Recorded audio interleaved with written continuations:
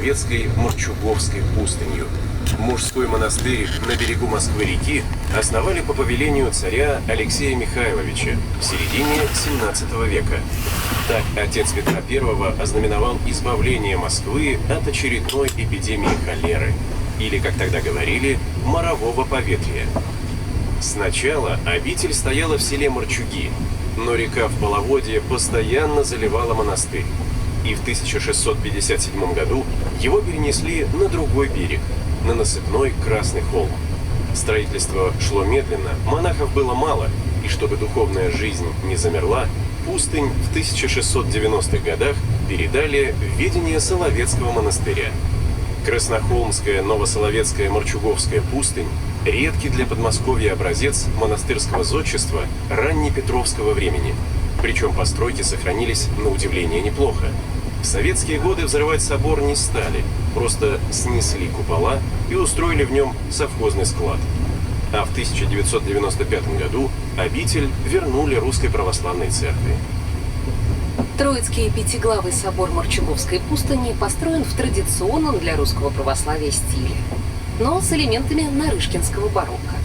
Надвратная одноглавая церковь соловецких чудотворцев Зосимы и Савватия по своему облику значительно сильнее тяготеет к барочной традиции. Ну а шатровая колокольня – это уже стилизация XIX века под допетровскую архитектуру. На колокольне Морчуговской пустыни есть современная мозаичная икона Богоматери. Автор иконы – Олег Иващенко. Образ Богородицы представлен в чуть отличной от классической композиции. Богоматерь словно протягивает руки к зрителю с призывом к добру и миру. Falstaff Station opened in 1862. Today is the terminus for some local trains from Moscow. This area was long known as Krasny Holm, or Red Hill, and its most remarkable site is the Krasny Holm New Solovetsky Marchukovsky Monastery. Founded beside the river Moskva in the middle of the 17th century by order of Tsar Alexei Mikhailovich, father of Peter the Great, the monastery marked Moscow's salvation from yet another pestilence, a cholera epidemic. The monastery first stood in the village of Morchuki, but it was repeatedly flooded at high waters.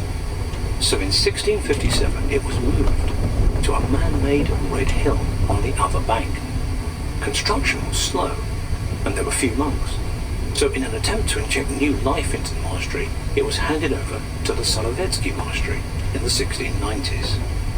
The Krasny Holm New Solovetsky Marchukovsky Monastery is a rare and incredibly well-preserved example of early Petrine monastery architecture in the Moscow region.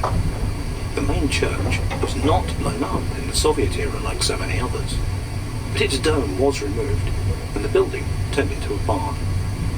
The monastery was returned to the Russian Orthodox Church in 1995. The five-domed church is in traditional Russian Orthodox style, but has elements of the late 17th century Naryshkin Baroque.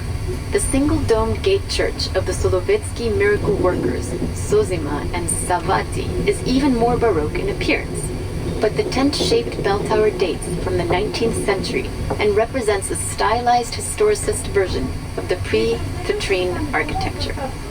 On the bell tower, we see a modern mosaic of the Mother of God, the work of Oleg Ivashenko. Mary's appearance differs slightly from classical compositions. Instead of raising her arms up and outwards, in a gesture of prayer and protection, she seems to stretch them forth to the viewer, calling us to goodness and peace.